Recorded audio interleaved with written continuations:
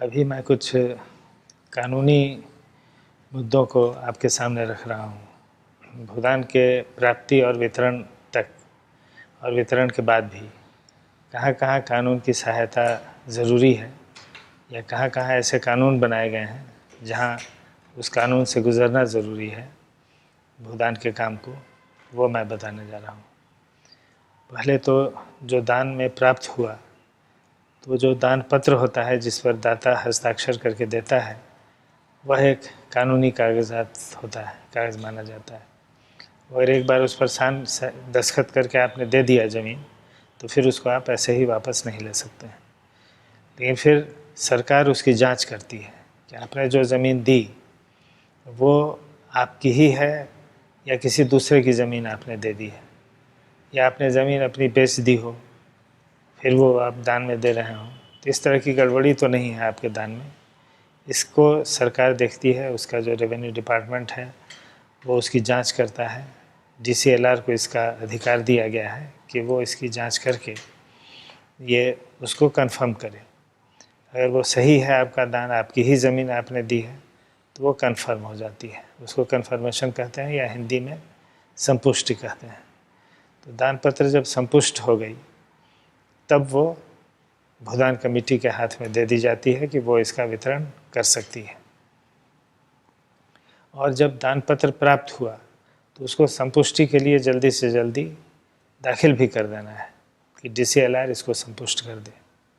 लेकिन हज़ारों दान पत्र प्राप्त हुए और DCLR के पास भेजे गए, उसमें भी समय लगता है। फिर DCLR के पास भी समय लगता है उसके कन्फर्मेशन में। कन्फर्मेशन के लिए उसकी ज़मीनी जानकारी ज़रूरी है, ज़मीनी नाप ज़रूरी है, सर्वेयर की ज़रूरत है। तो DCLR के पास ये सब सहायता है या नहीं है, उस अनुसार उसमें देर लगती है।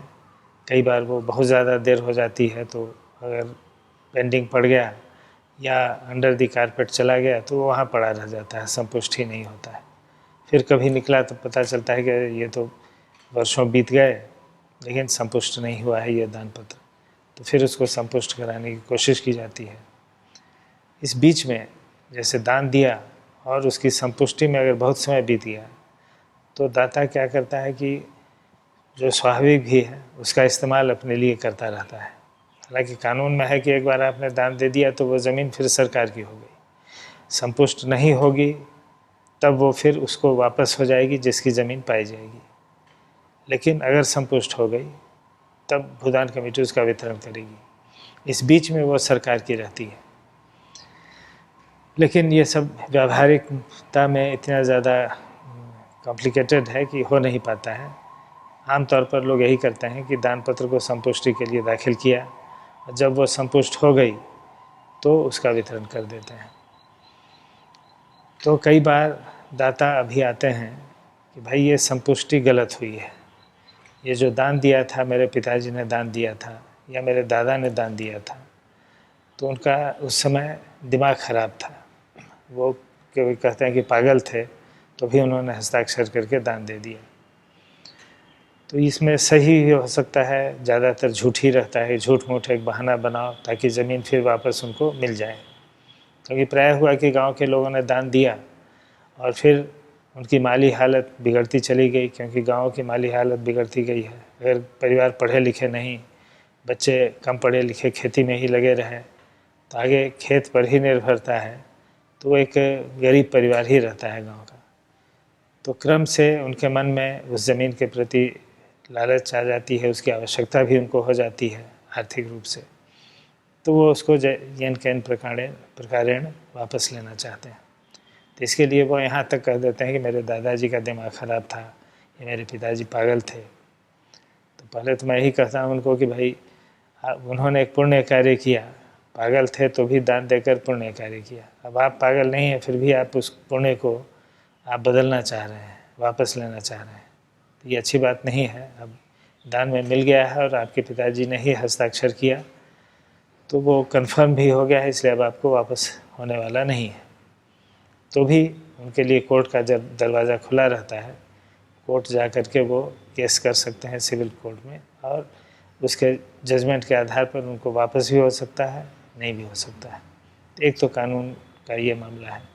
इस मामले के अंदर भी सैकड़ों दान पत्र पड़े रहते हैं कोर्ट के पछड़े में, लेकिन भूदान कमेटी उसको कोर्ट के पचड़े में है, जब तक जजमेंट नहीं है तो भी संपुष्ट तो हो ही गया है तो उसको बांट देती है। अब इसका परिणाम ये होगा कि अगर कोर्ट ने जो संपुष्टि हुई है, कन्फर्म किया है GCLR ने, उसको रिजेक्ट कर दिया और उसको दाता को वापस कर दिया, तो उस ज़मीन पर जो बसे हैं भूदान किसान, वो भूमिहीन थे, वो कहाँ जाएंगे या वो कैसे उस ज़मीन को छोड़ेंगे?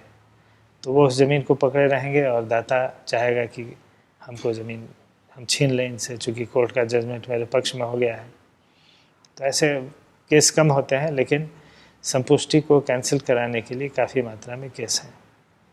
उसके बाद एक प्रक्रिया डाली गई है कि जिसको भूदान कमेटी की तरफ से प्रमाण पत्र दिया गया, उसके बाद वो जो भूदान किसान है उसके नाम से म्यूटेशन कराने की एक प्रक्रिया बनी। म्यूटेशन यानी नामांतरण, ये जिसको दाखिल खारिज कहते हैं। हालांकि ये कानून ठीक नहीं है। कानून इसलिए ठीक नहीं है कि मान लीजिए उस जिस भूदान किसान के नाम से नामांतरण हो गया, लेकिन उस प्रमाण पत्र पर तो भूदान कमेटी का ही नाम है और मान्य भी है कि भूदान कमेटी ही मालिक रहेगी। अगर वो भूदान किसान गलत इस्तेमाल करेगा ज़मीन का या दुरुपयोग करेगा, छोड़ देगा, पड़ी रहेगी ज़मीन, तो भूदान कमेटी उसको वापस किसी दूसरे भूमिहीन को दे देगी। तो फिर दूसरे भूमिहीन के नाम से दाखिल खारिज होगा या नामांतरण होगा, तो इसका फिर कैंसिल करना पड़ेगा। तो ये नाहक एक चीज़ है जब भूदान कमेटी की ही ज़मीन रहनी है और उपयोग के लिए ही भूदान किसान को देनी है, तो दाखिल खारिज की ज़रूरत नहीं पड़नी चाहिए। भूदान किसान को दे दी गई, उसके बाद उसकी मिल्कियत वारिस की भी होगी, और अगर बदलना है, उसने ज़मीन छोड़ दी, तो भूदान कमेटी उसको बदल के दूसरा नाम दे देगी। ये म्यूटेशन को करना और फिर उसको कैंसिल करके दूसरे के नाम से म्यूटेशन कराना, ये एक बहुत जटिल प्रक्रिया है। जटिल प्रक्रिया इसलिए है कि जब भी ऐसा हुआ कि भाई ये दाखिल खारिज जिसके नाम से है, जिसको दान पत्र दिया गया, वो प्रमाण पत्र दिया गया, तो प्रमाण पत्र लेकर के वो जाता है दाखिल खारिज कराने, तो रेवेन्यू डिपार्टमेंट में वो पड़ा रह जाता है सर्किल ऑफिसर के पास, आज नहीं कल नहीं, और वर्षों तक ऐसा देखा गया है कि 10-10 बरस बीत गए, लेकिन उसके प्रमाण पत्र का उसके नाम से दाखिल खारिज नहीं हुआ है। ताकि बहुत सा प्रमाण पत्र रहता है जिसको दाखिल खारिज करना रहता है, CO जानबूझ करके भी नहीं करता है, कुछ पैसा ज़्यादा से ज़्यादा मिलता रहे इस चक्कर में। कुछ उस गांव के ज़मीन वाले पहुंच जाते हैं कि इस भूमिहीन का दाखिल खारिज मत कीजिए इसके प्रभाव से, तो अनेक कारण इसके होते हैं। तो ऐसा पाया गया है कि वर्षों तक दाखिल खारिज नहीं होता है, और अगर हो गया तो फिर अगर आपने वो ज़मीन छोड़ करके चला गया पंजाब और वहीं जाके बस गया, या फिर दूसरे कारोबार में लग गया, ज़मीन की उपयोगिता उसके लिए नहीं रही, तो फिर हम दूसरे को जब देंगे, दूसरे भूदान किसान को, तो ये सारी प्रक्रिया फिर से दोहरानी तेहरानी पड़ेगी। तो ये भी एक बहुत बड़ा कारण बनता है। और लोग कहते हैं कि भूदान कमेटी ने एक ही प्रमाण पत्र को 2 किसानों को दे दिया, 3 किसानों को दे दिया, 4-4 लोगों को एक ही ज़मीन दे दी।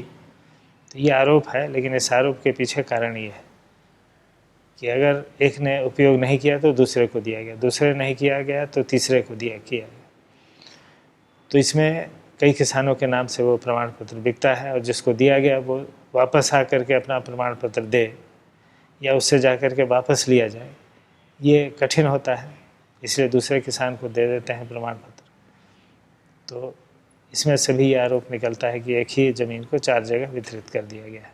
और कभी कभी ये गलती भूदान के कार्यकर्ता करते भी हैं, एक को दिया और दूसरे को बिना ये देखे कि वो ज़मीन किसके कब्जे में है, उसने दूसरे को दे दी, तीसरे को दे दी। तो ये कई बार वास्तविक भी होता है, कई बार गलत भी होता है। तो इतना करके मैं बंद करता हूँ।